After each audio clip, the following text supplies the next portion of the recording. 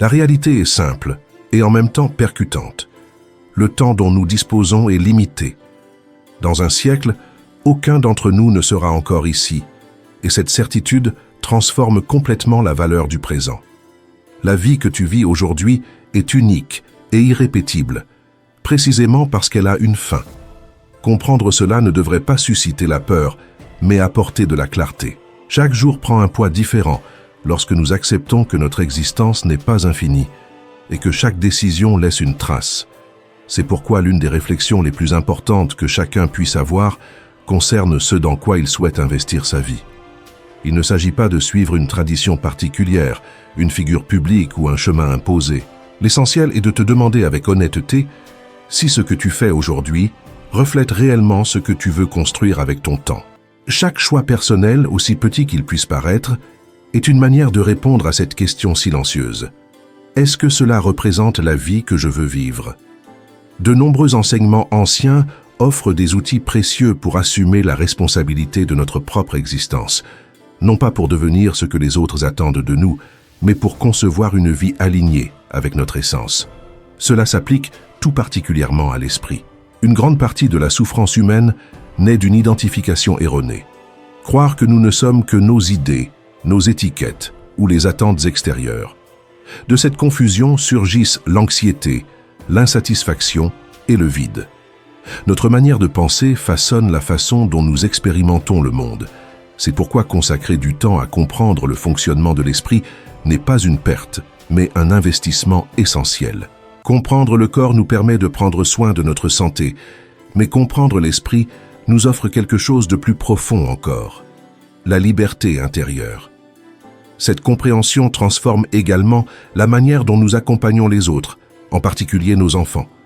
Aucune attente ne peut enfermer le potentiel d'une vie. Chaque personne empruntera des chemins que même ses propres parents n'auraient pu imaginer.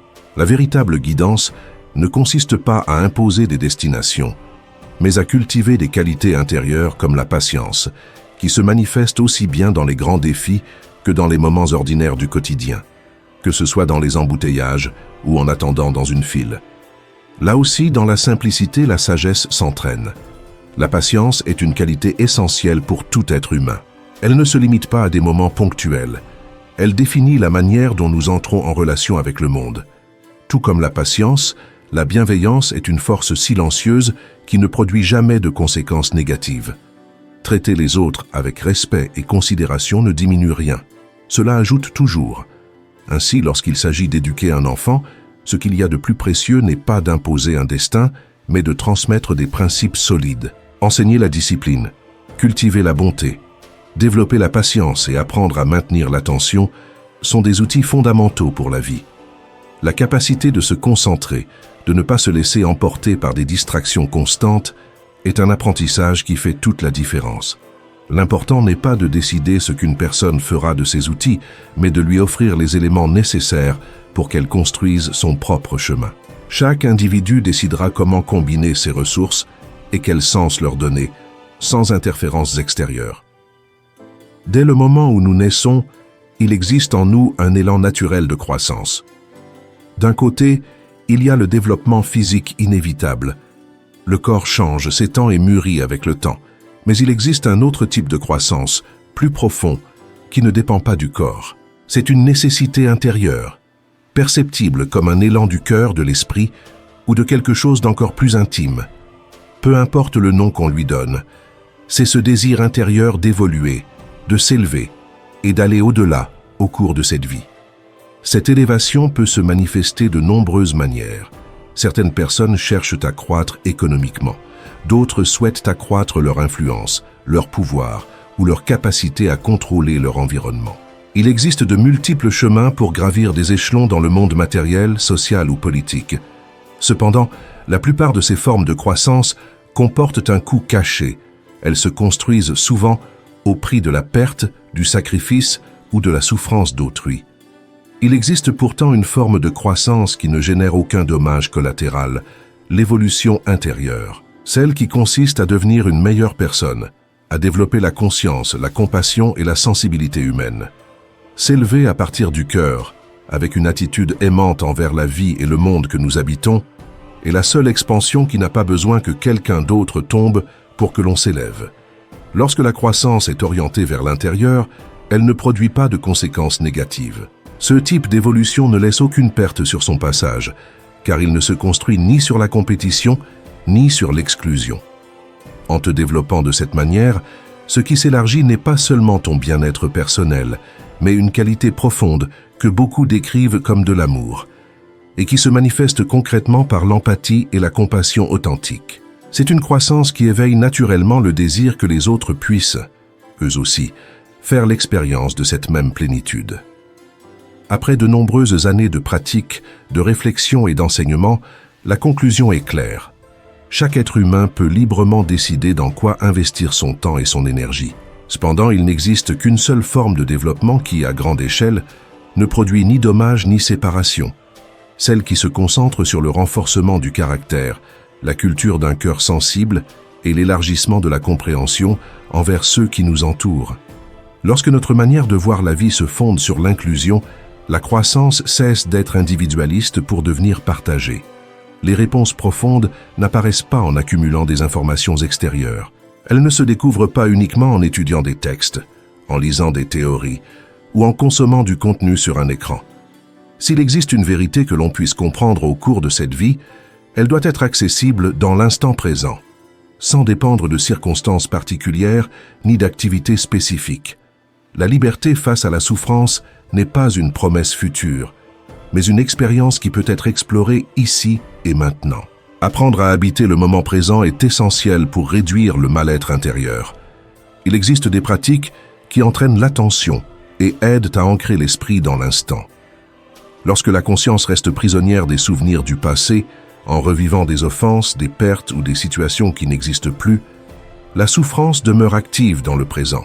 De la même manière, anticiper constamment un avenir incertain, rempli de scénarios imaginaires et de préoccupations, génère également une anxiété inutile. Vivre ancré dans ce qui s'est déjà produit ou se projeter constamment vers ce qui n'a pas encore eu lieu sont deux sources courantes de souffrance.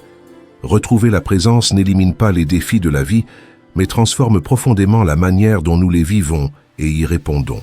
Tant que l'esprit continue de fonctionner à partir de la division, le mal-être demeure. Séparer l'instant présent du passé, le présent du futur, soi-même de l'environnement, le juste de l'injuste, le gain de la perte ou la vie de la mort, renforce une vision fragmentée de la réalité. Plus cette manière de percevoir le monde devient rigide, tout ou rien, noir ou blanc, plus il devient difficile d'intégrer l'expérience. Et lorsqu'il n'y a pas d'unité, la souffrance apparaît inévitablement. Rien ne peut être offert s'il n'a pas d'abord été développé intérieurement. Pour apporter quelque chose de précieux au monde, cela doit d'abord exister en soi. Si quelqu'un souhaite transmettre le calme, il doit l'avoir connu par l'expérience. Si l'on parle d'équilibre, il est indispensable de l'avoir ressenti. On ne peut partager ce que l'on n'a jamais vécu. C'est pourquoi tout changement authentique commence comme un processus intérieur avant de se projeter vers l'extérieur. Il y a des choses qui ne se comprennent pas par la théorie, mais par l'expérience directe. Comme apprendre à faire du vélo. On peut expliquer 1000 concepts, mais il n'y a qu'un moment où l'apprentissage a réellement lieu, et c'est lorsque le corps trouve l'équilibre par lui-même. Il ne s'agit pas de le comprendre mentalement, mais de le ressentir.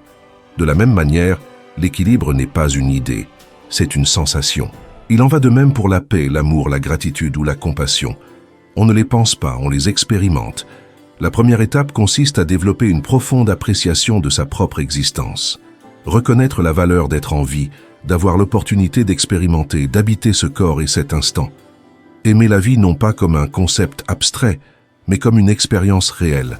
Lorsqu'une personne parvient à se relier à ce respect et à cette gratitude pour sa propre vie, sa manière de regarder les autres change complètement. C'est de là que naît la compassion authentique. Non pas depuis une position de supériorité ou de jugement, mais depuis la compréhension. En voyant quelqu'un qui rejette sa propre vie ou vit déconnecté de sa valeur, une sensibilité naturelle apparaît, non pas de la pitié, mais de la compréhension. On reconnaît que la souffrance provient souvent d'une perception déformée de la réalité, encore non ajustée. Tout enseignement profond, quelle que soit son origine, converge vers un point essentiel. il faut d'abord allumer la lumière en soi-même. Ce n'est qu'ainsi qu'il devient possible d'accompagner les autres. Si une personne n'a pas cultivé la clarté, le soin et le respect pour sa propre vie, elle aura du mal à les transmettre. La compassion véritable naît lorsque le bien-être intérieur est présent, lorsque le corps et l'esprit sont en équilibre et que la vie peut s'exprimer pleinement à travers soi. En découvrant la grandeur de cette expérience qu'est la vie, naît naturellement le désir que d'autres puissent eux aussi la voir. Non par obligation ni par imposition, mais parce que lorsqu'on tombe amoureux de l'existence, on souhaite partager ce regard. Et c'est là, précisément là, que se trouve l'origine la plus pure de la compassion.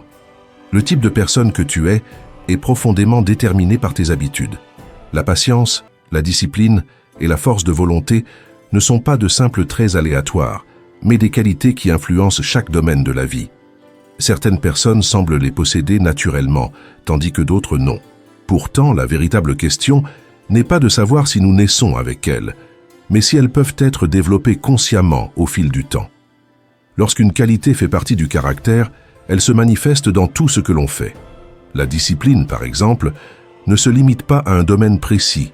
Elle se reflète dans les études, le travail, les projets personnels et toute responsabilité que l'on assume. L'être humain est, en essence, un ensemble d'habitudes répétées. Et bien qu'il soit possible de changer à n'importe quel moment de la vie, plus on a vécu longtemps d'une certaine manière, plus il faut d'efforts pour transformer ces schémas. Pour cette raison, commencer tôt facilite la construction d'habitudes solides. L'esprit se façonne plus aisément lorsqu'il n'est pas encore saturé de routines automatiques. Cela dit, il n'est jamais trop tard pour réorienter le chemin. Cela implique simplement un processus de rééquilibrage et de constance. Chaque nouvelle habitude a besoin de temps pour compenser des années de comportements opposés. Mais le changement reste possible. Lorsque les personnes s'approchent d'enseignements anciens ou de philosophies traditionnelles, elles rencontrent souvent un choc culturel. Ces courants sont nés dans des contextes très différents du monde moderne. Leur langage, leurs symboles et leurs images répondent donc à une autre manière de comprendre la réalité. Dans de nombreuses sociétés actuelles, en particulier en Occident, on cherche la validation à travers les données, les preuves et les explications scientifiques. Les chiffres et les études sont souvent considérés comme l'autorité suprême. Cependant, même la science reconnaît une limite fondamentale. La plus grande partie de l'existence n'est pas visible. Ce que nous percevons, planètes, étoiles, matière, ne représente qu'une infime fraction de ce qui existe réellement. Si l'immense majorité de la réalité demeure hors de portée de nos sens, une question inévitable se pose. Que savons-nous réellement? À la naissance, l'être humain n'arrive pas avec des concepts ni des définitions. Il ne possède ni langage, ni idées préconçues. Tout s'apprend, se construit et s'interprète avec le temps. Cette simple observation invite à une attitude d'humilité face à la vie et à la connaissance, nous rappelant que nous sommes toujours en processus de découverte. Lorsqu'un enfant observe le monde pour la première fois, il perçoit simplement ce qui se trouve devant lui. Il n'a pas besoin de le définir ni de l'expliquer. Il le contemple simplement. Avant que quelqu'un ne lui dise comment s'appelle une chose, ce qu'il voit existe déjà pleinement. Ce n'est ni une illusion ni une idée abstraite, c'est une réalité présente. L'objet ne dépend pas du nom pour être réel. Le nom vient ensuite, lorsque l'information est introduite dans l'esprit. Tout au long de la vie, nous apprenons à attribuer des étiquettes à tout. Nous nommons, classons et ordonnons l'expérience afin de pouvoir communiquer avec les autres. Ce processus est utile et nécessaire à bien des égards, mais il a aussi un effet secondaire. Il réduit l'ouverture originelle avec laquelle nous percevions la réalité. En donnant des noms, nous commençons à penser en catégories, à diviser ce que nous voyons en opposés tels que le juste et l'injuste, l'utile et l'inutile. Peu à peu, la curiosité naturelle se trouve limitée par des structures mentales. Les mots ne parviennent jamais à capturer pleinement ce qu'ils décrivent. Ils sont des conventions partagées, non l'essence des choses. Un objet reçoit un nom uniquement parce que cela a été décidé collectivement. Il pourrait s'appeler autrement et rester exactement le même.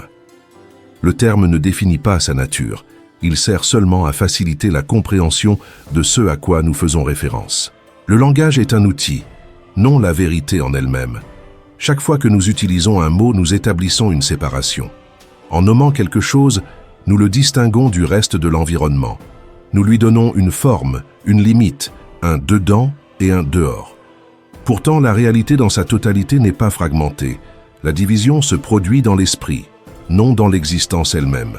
Le langage crée des frontières conceptuelles qui nous aident à nous orienter, mais qui ne reflètent pas la continuité réelle de ce qui est.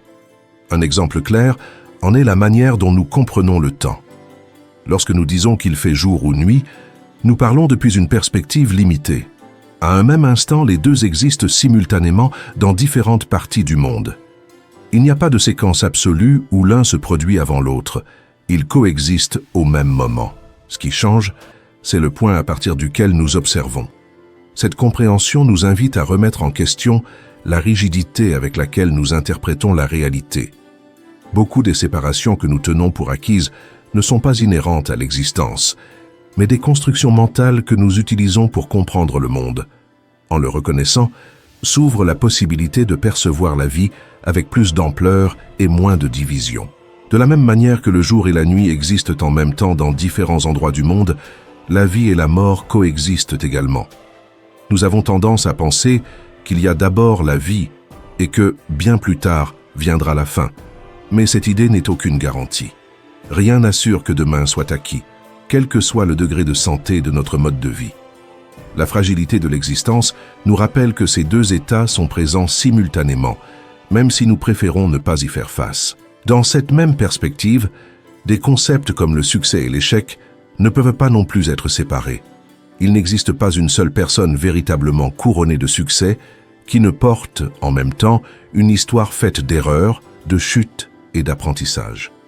La réussite visible est toujours accompagnée de tentatives infructueuses qui l'ont rendue possible. Penser que la vie avance dans une seule direction, uniquement vers le positif, l'ascendant, le brillant, est une illusion nourrie par un récit qui promet une croissance constante, la sécurité et le contrôle. La réalité est différente. Perdre, tomber malade, se tromper, lâcher prise et faire face à la finitude font partie de toute expérience humaine. Pourtant, une grande partie de l'énergie collective est dirigée uniquement vers ce qui est confortable, la stabilité, la reconnaissance, le sentiment de contrôle. L'incertitude, en revanche, est souvent évitée parce qu'elle dérange. Mais ces deux dimensions sont indissociables. L'une n'existe pas sans l'autre.